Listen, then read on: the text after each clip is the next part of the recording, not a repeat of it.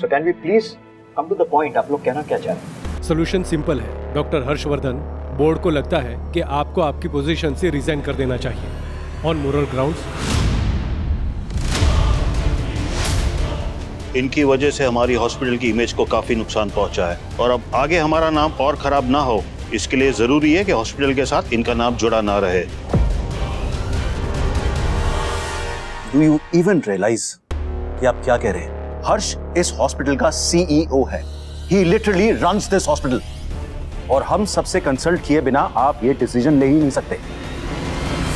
दिन रात एक करके हर्ष ने ये हॉस्पिटल खड़ा किया है। अगर हर्ष रिजाइन करेगा तो हम सब रिजाइन कर देंगे, बंद कर देंगे हॉस्पिटल, फिर अपनी इन्वेस्टमेंट लेके बैठे रहना हॉस्पिटल के गेट के बाहर। डॉक्टर आनंद प्लीज रिलैक्स, आप शांत रहिए। I kind of agree with doctor Anand. हमें एक बार तो सबकी राय पूछनी ही चाहिए। यस। और एक ऑप्शन है जो मुझे लगता है एक सिंपल सोल्यूशन है। अगर डॉक्टर हर्ष की वाइफ मंजरी जी पब्लिकली ये कह दें कि उन्हें अपने हस्बैंड से कोई शिकायत नहीं है, उन्होंने उन्हें माफ कर दिया है, तो जनता भी उन्हें माफ कर देगी। रिडिकुलस, इस सब के बीच में मंजरी कहां से आ गई? Doctor Harshvardhan, I hope you realise हम क्या बात कर रहे हैं। You very well know public image क्या होती है। एक छोटी सी गलती आपको रुइन भी कर सकती है और एक छोटा सा शब्द सॉरी पश्चाताप के रूप में आपको महान बना सकता है।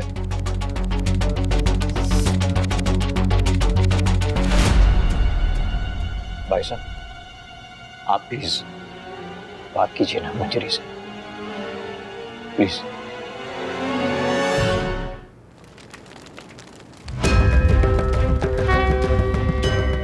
सब कुछ सही हो चाहते हुए भी कहीं मुझसे कुछ गलत तो नहीं हो गया ना?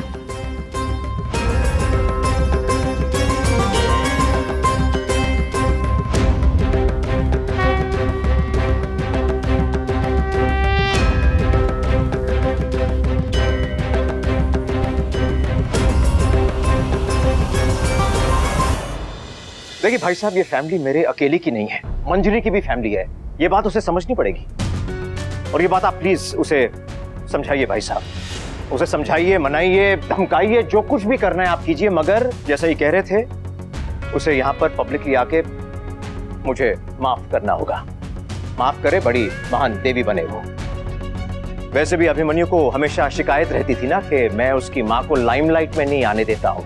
ये है बड़ा चांस मंजरी को लाइमलाइट में आने का, स्टार बनने का। बस माफ करते मुझे।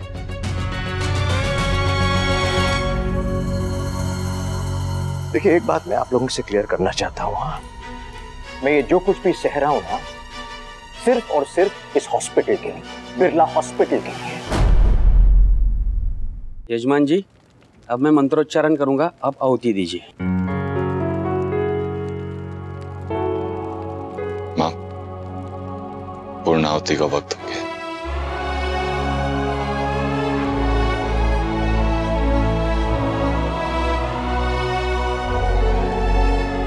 नहीं तो जैसे ही कह रहे थे मैं करूंगा, स्टेप डाउन कर दूंगा मैं।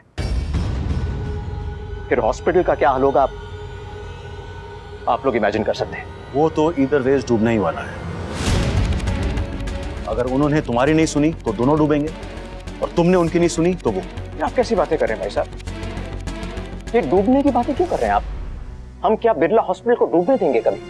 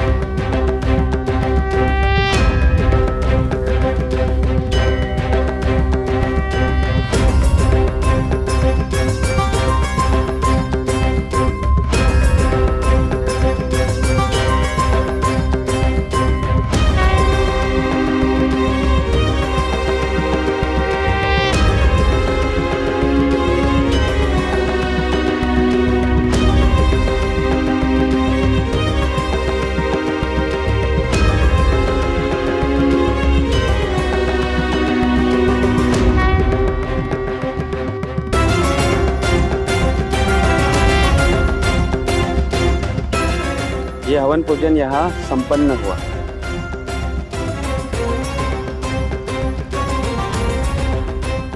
आज नील घर वापस आ गया अक्षु के कहने पे, लेकिन इसका मतलब ये नहीं कि जीत तुम्हारी हुई अभिमन्यु।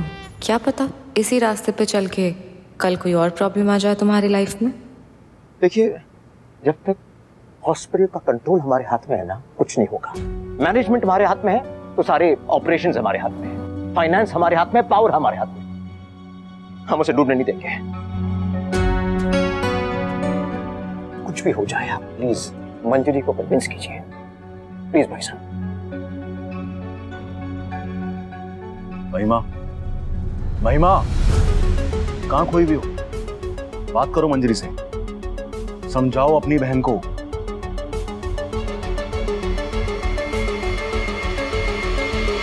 सॉरी।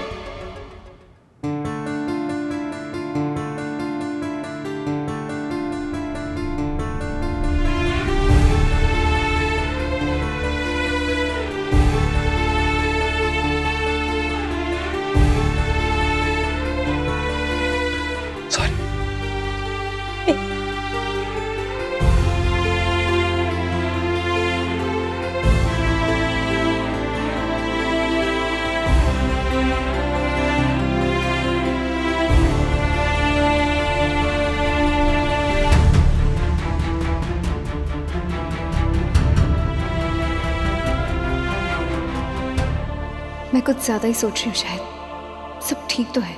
देखने पे सब ठीक लग रहा है, पर कुछ तो इश्यू हो चुका है। Good for me.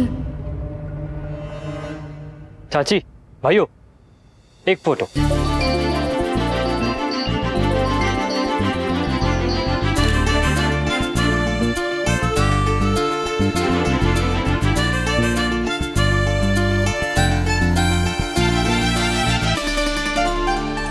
मैं ना पूरे घर में लोबान का धुआं दे के आती हूँ, शुद्धि हो जाएगी घर की।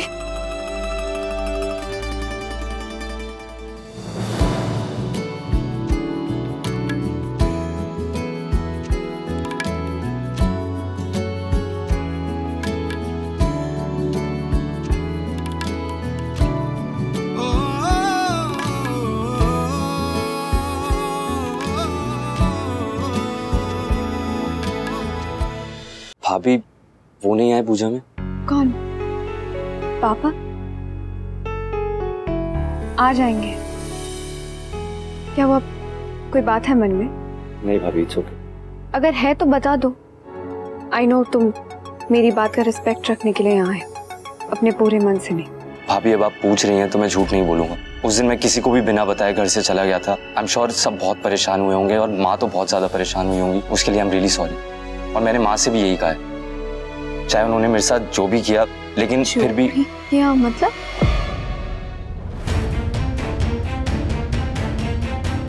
मैं अपने दिमाग से ये बात नहीं निकाल पा रहा हूँ कि अगर माँ ने सबको बता दिया होता तो मेरी लाइफ बहुत अलग होती।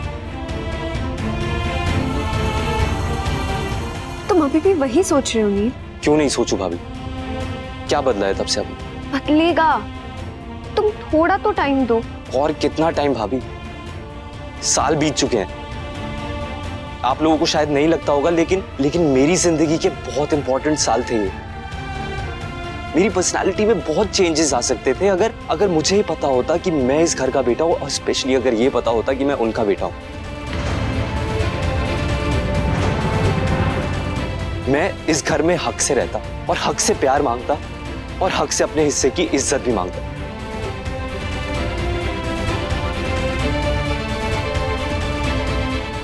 एनीवे, अब तो मुझे आदत हो गई है ऐसे जीने की, कुछ फर्क नहीं पड़ता। माँ को ये सब तब सोचना चाहिए था जब वो मुझे घर लाई थी।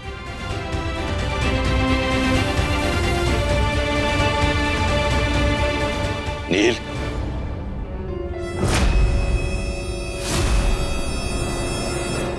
माँ तुझे यहां इसलिए लेकर आई थी क्योंकि तुझे घर की, प्यार की, फैमिली की, माँ की जरूरत थी। तुझे। और तू बिना कुछ सोचे समझे उनके बारे में ये सब बोल रहा है। मैंने कुछ गलत कहा क्या भाई? नील, क्या कह रहा है मुझे नहीं पता, लेकिन जो सोच रहा है, जो समझ रहा है, वो डेफिनेटली गलत है। अगर तुझे प्रॉब्लम होनी चाहिए तो सिर्फ एक इंसान से, वो माँ नहीं है। ये आप ही डिसाइड करेंगे ना भाई?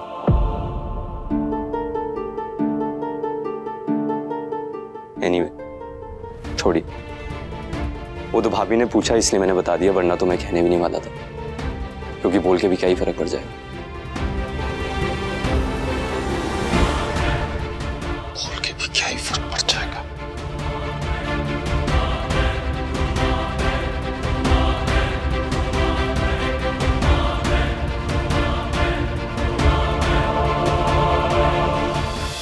ये रिश्ता क्या कहलाता है। आपके मनोरंजन पर अब नहीं लगेगा कोई ब्रेक। स्टार प्लस के बेहतरीन शोज देखने के लिए लाइक, शेयर और सब्सक्राइब करें स्टार प्लस यूट्यूब पेज को।